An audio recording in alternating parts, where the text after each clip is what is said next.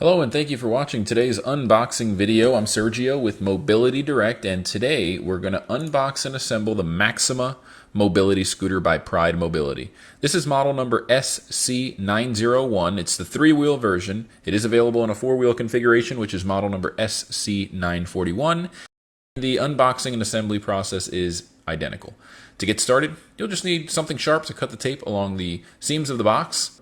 Once you get the lids open, you'll notice that there's actually a wooden topper which is going to be used to protect the scooter from above while it's in transit inside of the box. So go ahead and remove that wooden topper. It's kind of like a half of a wooden pallet that's resting on top of the cardboard arms there, which I'm removing. You're going to want to go ahead and remove those cardboard arms and then just remove the entire side walls of that box. You'll see that the scooter comes on a wooden crate.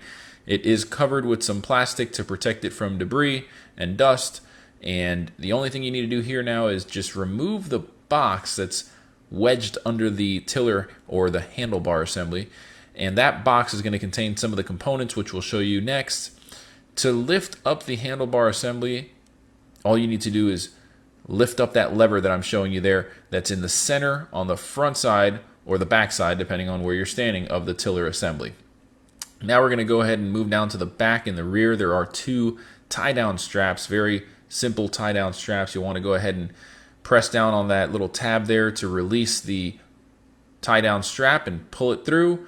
Go ahead and just fish it out of those tie-down loops that are there, which you can use when using a city bus. A lot of the times they have straps to tie down your mobility scooter or wheelchair. There are two in the back and two in the front for the three-wheel model that we have here. With the four-wheel model, it may have more. We'll show you that next. We only had the three-wheel available here for this video. So it's wrapped around the bumper guard there, which is a nice feature, the little bumper guards going around the edges of the floorboard to protect the shroud. It's definitely going to add some protection there. Now, to roll it off the pallet, you will need to disengage the automatic brake lever. So go ahead and flip it up into the neutral position. Once you have that lever disengaged, you can go ahead and start rolling it carefully and then just let the lip kind of rest on the wooden crate. Move to the front and then kind of just pick up the front and let the back two wheels roll and do its thing. And, manage to just roll it off of the crate. This scooter has plenty of ground clearance, so it shouldn't be a problem. Just be careful not to scratch up the bottom of that scooter on the wooden crate on the way down. Now we're opening the secondary box that came with the total package. There was 3 total boxes. This box contains the front basket, charger, user manual, and the rear view mirror. We're going to show you how to install the front basket. It's really quite simple. There is a twist, or a zip tie rather, holding some sheeting styrofoam around the tiller. You want to remove that and then look for the 2 hooks. Those just slide right into the 2 rails. There's really no tools required, no tricks to it. It's a simple hook and rail system. So once it's in, you can go ahead and release it with the little push tab that I pushed on right there. Again, there's just 2 rails and 2 hooks on the top and the bottom. Very simple stuff here. Now to turn the battery on, you're going to have to remove the shroud cover, grab it by the sides and tilt forward.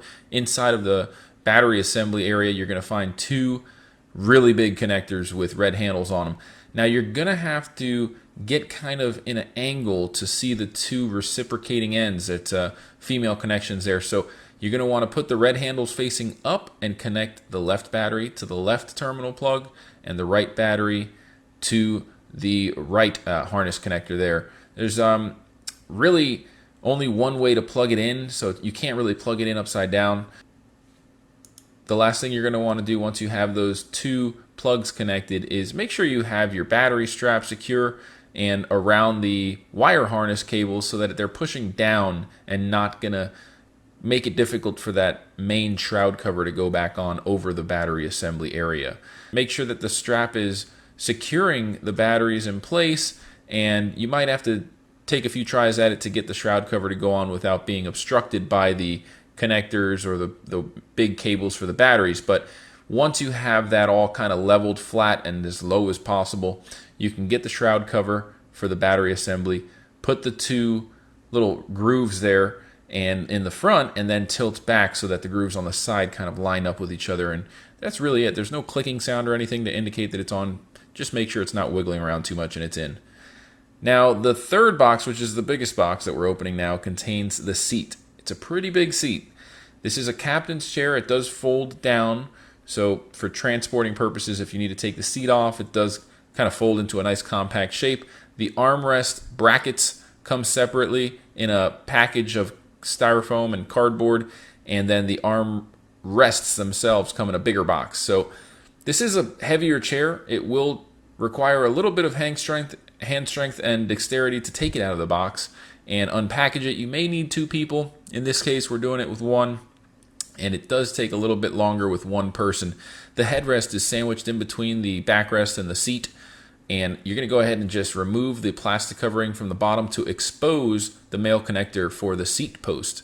That male connector just slides right into the seat post, which is sticking right out of the middle there of the base, and there's really no wrong way to do it. Just kind of line it up and make sure that you level the chair out before dropping it in. When it's in securely, you're not going to be able to rotate it unless you use the rotation lever. There is also a recline lever, which we'll show you here in a second. It's covered by the plastic, but we're going to remove that now. And there's the recline lever I was telling you about. This chair does have a semi-recline feature. The headrest itself we're going to put in now. It is height adjustable. It goes in just like a car seat headrest. There's a little push tab that you have to push on when you initially put the headrest in, and then you use that same little push tab to adjust the height. Again, this chair does have a semi-recline feature and a lever for rotating the seat 360 degrees. You may not be able to rotate it 360 degrees if your handlebars are too close to you. It might run into the back of the chair, but it can be done. You can rotate it counterclockwise or clockwise 360 degrees. At this point, we're just taking the armrest sleeves, or the 90-degree elbows for the armrest, if you will, and taking it out of the cardboard packaging. To install these, you're going to have to loosen the adjustment knobs and take out the armrest adjustment pin on each side. There's really nothing to it. Just make sure that tension adjustment knob's very loose, and then line up the holes on the rail to the desired width. This is how you're going to adjust the width of the armrests. So if you want it really far out and wide, you can adjust it even further. In this case, we usually try to go with like the medium width adjustment. So once we have the two armrest elbows in, or the armrest sleeves in, you can take out the armrests themselves, which come separately packaged in another box, and you just drop them in. When they're both in, we're going to go ahead and then grab our Allen key to tighten the set screw. The set screw is there on the side of the armrest sleeve. Go ahead and just lift the armrests up to the desired height that you want them at, and then tighten with that Allen key.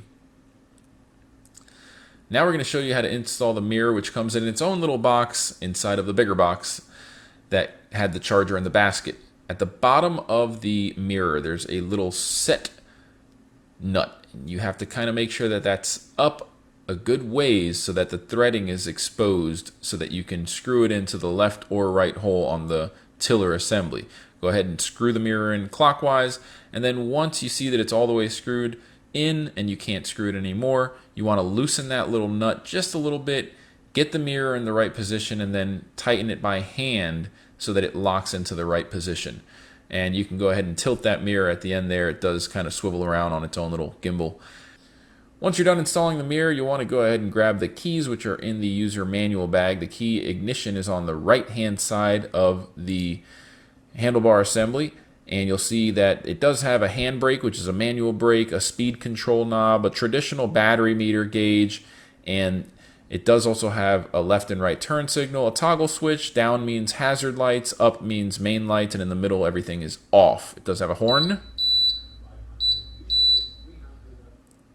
and an ambidextrous delta tiller, which means you can use it with one hand. You can use your right hand and pull back to go forward, or push forward to go back. If you use your left hand, those directions are inverted. So push forward to go forward, pull back to go back.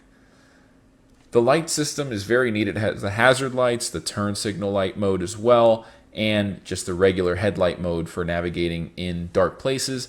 The rear is covered with some cellophane, and the shroud cover is as well. We're taking that off now to show you the rear lights. Here's hazard mode, and here are the brake lights. So the lights are very bright and almost have kind of like a modern Mustang look to them. On the rear, you'll notice an accessory port with a standard 1-inch receiver, the anti-tip wheels, the automatic brake lock, and the tie-down strap brackets like we discussed earlier. Here's the tiller adjustment lever that we were showing you earlier, which is going to be used to bring the handlebar closer to you or further away from you. There's also a USB charging port and the main scooter charging port for the batteries. So we're going to show you the charger now. Simply plug the wall outlet into the charger itself, and the other end with the silver round barrel connector known as an XLR connector will plug right there. It's very easy. The charger itself does have a light to indicate that the charger's on and that it's charging.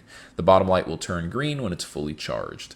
All in all, this is a very comfortable mobility scooter. As you can see, I'm about 6 foot, about 200 pounds, and it's very comfortable for me. This can support up to 500 pounds again, so it is the top of the line heavy-duty luxury class mobility scooter. We do offer it for sale tax-free. Shipping is free as well at mobilitydirect.com. Please feel free to drop a comment below, like it, call us if you have any questions. We'd love to earn your business. Thank you so much for watching this video, and if you've liked it and you want to get notified when new ones come out just like it, visit our YouTube channel, click on the subscribe button, and enable notifications to get notified when we release new videos. Thanks again. Have a great day.